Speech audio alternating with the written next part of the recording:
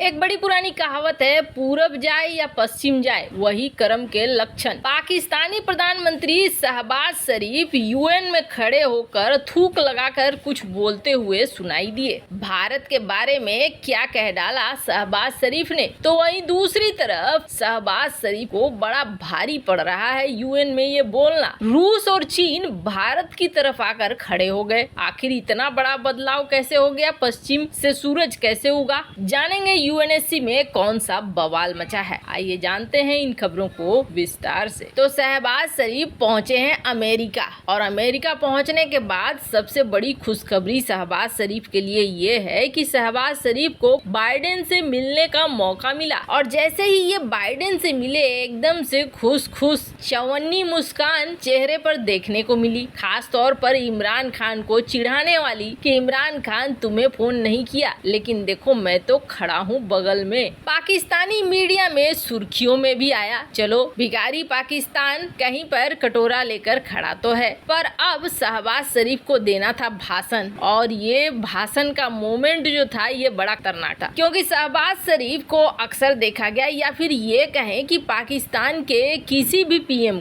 जब भी देखा गया है शक्तिशाली देशों के सामने, ऐसे लगता है जैसे कि इनके तोते उड़ गए हों। एकदम से चेहरे का रंग उड़ जाता है। जब शहबाज शरीफ पुतिन से मिले थे तो इमरान खान ने बिल्कुल सही कहा कि इसकी टांगे जरूर कांप रही थी। ये जो बॉडी लैंग्वेज है, बॉडी लैंग्वेज देखकर ही आपको समझ में आ जाएगा कि ये कितना ज्यादा घबराया हुआ है। और ऐसा ही कुछ हुआ था नवाज शरीफ के साथ, जब नवाज शरीफ ओबामा के साथ संयुक्त बयान देने के लिए आए। नवाज शरीफ की हरकत पर ओबामा हंस पड़े थे, ठीक वैसे ही जैसे पुतिन शहबाज शरीफ की हरकत पर हंस पड़े। खैर, इस तस्वीर से इमरान खान को थोड़ी मिर्ची तो जरूर लगेगी। इसलिए लगेगी क्योंकि इमरान खान 3.5 साल तक पाकिस्तान के प्रधानमंत्री रहे, लेकिन राष्ट्रपति बनने के बाद बाइडेन ने एक बार भी उससे बात नहीं की। कहा जाता है कि इमरान को फोन करना तो दूर, बाइडेन ने कभी उसका फोन तक नहीं उठाया। ऐसे में प्रधानमंत्री बनने के सिर्फ कुछ महीने बाद ही शहबाज की बाइडेन से सीधी मुलाकात होती है। तो इमरान के लिए जहाँ तक है, एक अच्छी खबर ये है कि इमरान जो कह रहा है कि अमेरिका ने कुर्सी बदला है, तो इसमें कहीं न कहीं इमरान खान की बात में कुछ सच्चाई भी दिखती है। जैसे कि बाइडेन ने मुलाकात से पहले पाकिस्तान को F-16 फाइटर जेट के लिए पैकेज, बाढ़ पीड़ितों के लिए करोड़ों डॉलर की मदद भी भेजी है। खैर, जहां एक तरफ ये सब कुछ हुआ तो शहबाज शरीफ चढ़ा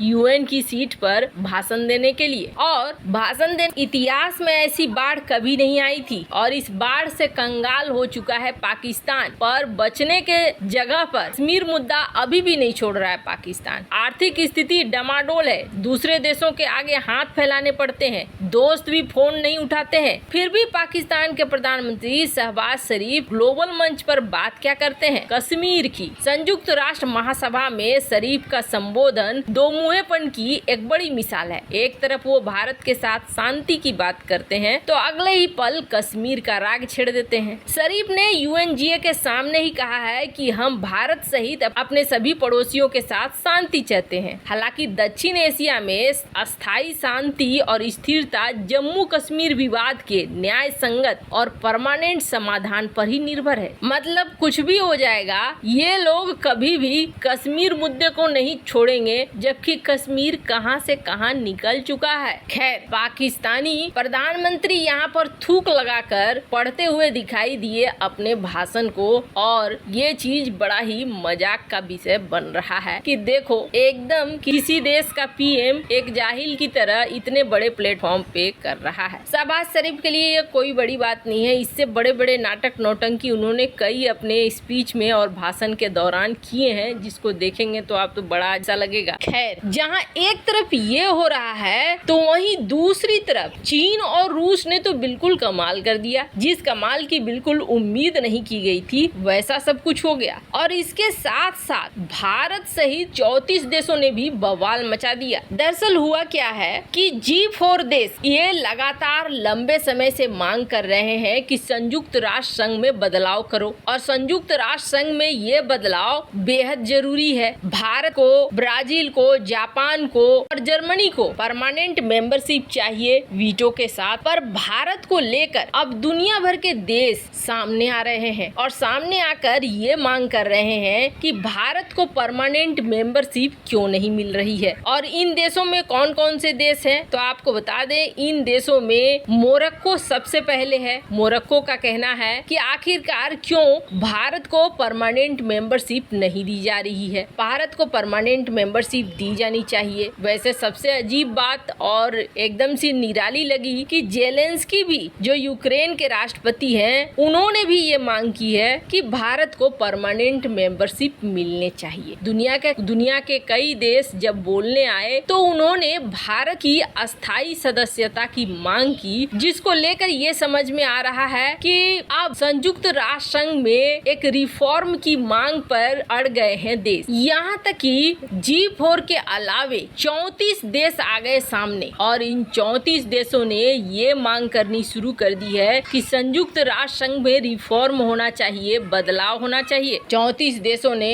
एक संयुक्त घोषणा पत्र जारी किया और जिस घोषणा पत्र में ये कहा गया कि संयुक्त राष्ट्र संघ में काफी लंबे समय से बदलाव नहीं हुआ है और ये बदलाव होना बहुत जरूरी है। इस बदलाव में नए सदस्यों को जोड़ा जाना चाहिए, नॉन परमानेंट मेंबर को भी जोड़ा जाना चाहिए, परमानेंट मेंबर को भी जोड़ा जाना चाहिए। जैसा कि अफ्रीका बहुत सारे देशों का समूह है, लेकिन अफ्रीका को बिल्कुल भी कोई एक्सपोजर नहीं मिला हुआ है यूएन में। वैसे ही भारत दुनिया के बड़े लोकतंत्र में आता है, इतनी बड़ी आबादी है, फिर भी भारत को भी नहीं मिले हुए हैं। अब जैसे ही भारत को देखा कि दुनिया का बड़ा सपोर्ट मिल रहा है, वैसे ही चीन ने भी अपनी पॉलिसी बदल ली। रूस तो भारत के पक्ष में है ही। रूस ने पहले भी कहा है कि भारत को महत्वपूर्ण भूमिका मिलनी चाहिए, भारत को परमानेंट मेंबरशिप मिलनी चाहिए, जो भारत चाह रहा है वो होना चाहिए। लेकिन ये पहली बार दिखा